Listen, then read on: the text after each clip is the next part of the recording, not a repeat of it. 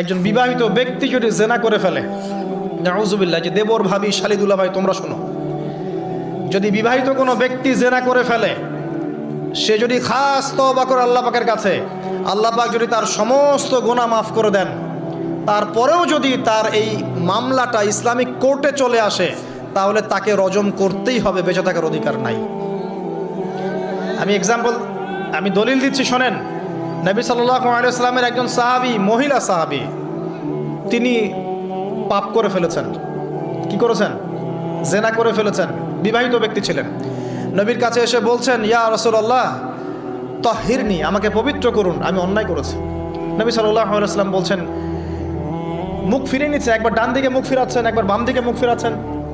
নবী শুনতে যাচ্ছেন না, কারণ এটা কোর্টে চলে আসলেই বিপদ। নবীজি বলছেন, বাসায় যাও, তওবা করো, আল্লাহর কাছে তওবা করো, আল্লাহ মাফ করে দেবে, বাসায় চলে যাও।